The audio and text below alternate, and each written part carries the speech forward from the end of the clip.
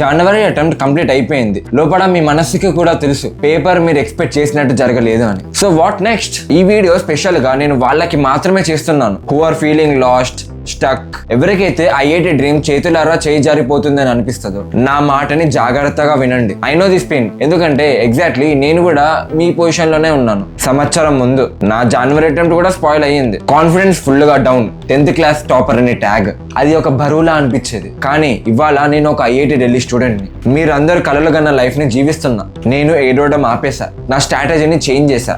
ఆ 60 days ని నా లైఫ్ లో బిగ్గెస్ట్ రీస్టార్ట్ గా స్టార్ట్ చేశా. అప్పుడు నాకు అర్థమైంది, చదవడం అంటే గంటలు లెక్క పెట్టడం కాదు, ప్రాపర్ డైరెక్షన్, స్మార్ట్ స్ట్రాటజీతో చదవడం. ఒక సెల్ఫ్ డౌటింగ్ స్టూడెంట్ అక్కడ నుంచి ఇక్కడ ఒక రాగలిగితే ట్రస్ట్ మీ, మీరు కూడా చేయగలరు. జనవరి అటెంప్ట్ ఒక లెసన్, మీ స్టోరీకి ఎండ్ కాదు.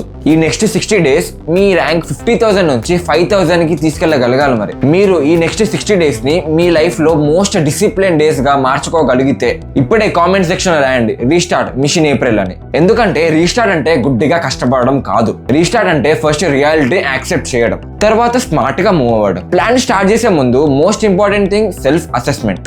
అంటే మీరు ఇప్పుడు ఎక్కడున్నారో, ఎక్కడ ఇంప్రూవ్మెంట్ కావాలో క్లియర్ గా తెలుసుకోవడం. కానీ ఇది బేసిక్ లా అనిపిస్తుంది, కానీ 80% స్టూడెంట్స్ ఇది చేయరు.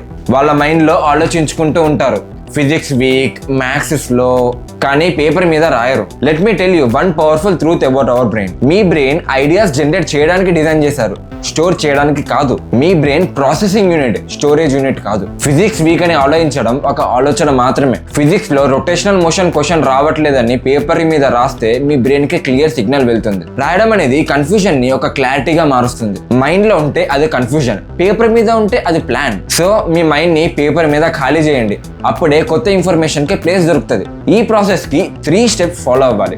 స్టెప్ 1, JEE Mains 2023, 2024, 2025 పేపర్స్ తీసుకొని ఏ టాపిక్స్ నుంచి రిపీటెడ్ గా క్వశ్చన్స్ వస్తున్నాయో, మీరు రిపీటెడ్ గా ఎక్కడ స్టక్ అవుతున్నారో చూడండి. స్టెప్ 2, మీ జనవరి అటెంప్ట్ పేపర్ ని అనలైజ్ చేయండి. మార్క్స్ ఎక్కడ కట్ అయ్యాయి, సిల్లీ మిస్టేక్స్ వలన, క్యాల్కులేషన్ వలన, లేదా కాన్సెప్ట్ అసలు తెలియకపోవడం వలన. ఇది చెప్తుంది మీరు హై వెయిటేజ్ టాపిక్స్ వదిలేసారా, లేదా అప్లికేషన్ లో ప్రాబ్లం ఉందా అని. స్టెప్ 3, మీ స్ట్రాటజీ వీక్నెస్ చార్ట్ ని తయారు చేసుకోండి. కాన్సెప్చువల్లీ స్ట్రాంగ్ చాప్టర్స్ ఏంటి, జస్ట్ బట్టి కొట్టిన చాప్టర్స్ ఏంటి, అప్పుడే తెలుస్తుంది ఎక్కడ ఎక్స్ట్రా ఫోకస్ ఇవ్వాలో అని. తర్వాత మీ టార్గెట్ పర్సెంటైల్ ని క్లియర్ గా డిసైడ్ చేసుకోండి. 90% ఎలా, 95% ఎలా, 99% ఎలా అని. ఇది డిసైడ్ చేస్తుంది ఎంత కష్టపడాలో, ఎంత అగ్రెసివ్ స్ట్రాటజీ కావాలో. గుర్తుపెట్టుకోండి, JEE మార్క్స్ గేమ్ కాదు, relative performance game. Paper tough అయితే తక్కువ క్వశ్చన్స్ తో కూడా హై పర్సెంటైల్ వస్తుంది. సో మార్క్స్ వెనుక పరిగెత్తి అక్యురసీని సాక్రిఫైస్ చేయకండి. అండ్ ఇంకా ఒక్క ఇంపార్టెంట్ రూల్, ఏప్రిల్ అటెంప్ట్ కి ముందు రివిజన్ ప్లస్ ప్రాక్టీస్ కి డెడ్ లైన్ ఉండాలి. మీ నెక్స్ట్ 60 days లో డిసిప్లిన్ సెట్ చేసుకుంటే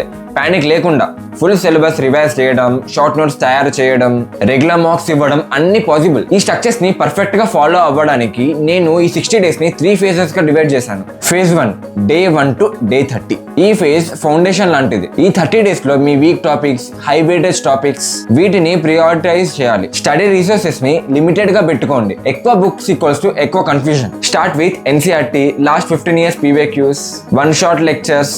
ఫ్యాన్సీ బుక్స్ అవసరం లేదు. ఇన్కంప్లీట్ చాప్టర్స్ ఉంటే వన్ షాట్ లెక్చర్స్ లో కంప్లీట్ చేయండి. దాని తర్వాత ఇమీడియట్లీ PYQs సాల్వ్ చేయండి. ఆల్రెడీ స్ట్రాంగ్ టాపిక్స్ మీద క్వశ్చన్స్ ని బాగా ప్రాక్టీస్ చేయండి, ఎందుకంటే స్పీడ్ ప్లస్ అక్యురసీని ఇంప్రూవ్ చేయడానికి. సబ్జెక్ట్ వైజ్ అప్రోచ్ కి చూస్తే ఫిజిక్స్ లో ఫస్ట్ కాన్సెప్ట్, తర్వాత PYQs, తర్వాత ట్రిక్కీ MCQs, తర్వాత NCERT ఎగ్జాంపుల్స్. అదే కెమిస్ట్రీకి వస్తే NCERT లైన్ బై లైన్ చదవాలి. ఇంపార్టెంట్ రియాక్షన్స్, ఎక్సెప్షన్స్ వీటిని అండర్లైన్ చేసి మీ ఓన్ వర్డ్స్ లో రాయాలి. అండ్ చివరికి మ్యాథ్స్ కి వస్తే ఫస్ట్ ఫార్ములాస్ రివైజ్ చేయండి. తర్వాత ఈజీ నుంచి ట్రిక్కీ క్వశ్చన్స్ వరకు మిక్స్డ్ క్వశ్చన్స్ ని ప్రాక్టీస్ చేయండి. మోస్ట్ ఇంపార్టెంట్ హ్యాబిట్, రోజు ఎండ్ లో 10 to 15 minutes me error notes book ని అప్డేట్ చేయాలి.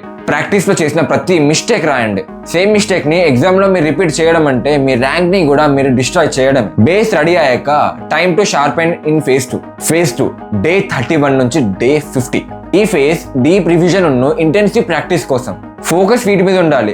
షార్ట్ నోట్స్ నుంచి ఫుల్ రివిజన్ చేయాలి. ప్రతి చాప్టర్ కి మినిమం 100 క్వశ్చన్స్ చేయాలి. ఫిజిక్స్, ఫిజికల్ కెమిస్ట్రీ, మ్యాథ్స్ వీటి ఫార్ములా షీట్స్ అన్నిటిని రోజు రివిజన్ చేస్తూ ఉండాలి. ఆర్గానిక్ లో మెకానిజమ్స్ కి సింపుల్ ఫ్లో చార్ట్ రాసుకోండి. ఇన్ఆర్గానిక్ లో అన్ని రియాక్షన్స్ ఒక్కటే ప్లేస్ లో రాసుకోండి. అండ్ చివరికి 6+6 స్ట్రాటజీ. డే లో 6 hours థియరీ రివిజన్, నైట్ లో 6 hours క్వశ్చన్ ప్రాక్టీస్. పెద్ద మిస్టేక్ చేస్తారు చాలా మంది, మార్క్ టెస్ట్ తర్వాత రాద్దాంలే అని అనుకోవడం. మార్క్సే చెప్తాయి మీ ఎగ్జామ్ కి మీరు ఎంత రెడీయో. ఆల్టర్నేట్ డేస్ లో సెక్షనల్ లేదా చాప్టర్ మార్క్స్ మార్క్స్ రాయండి. ఎవ్రీ 2 days లో ఫుల్ సిలబస్ మార్క్స్ రాయండి. మార్క్స్ బయట పెట్టడానికి కాదు, రియాలిటీకి రెడీ చేయడానికి. రియాలిటీ సెట్ అయ్యాక మనం ఎంటర్ అవుతాం ఫైనల్ ఫేజ్ లో. Phase 3 last 10 days.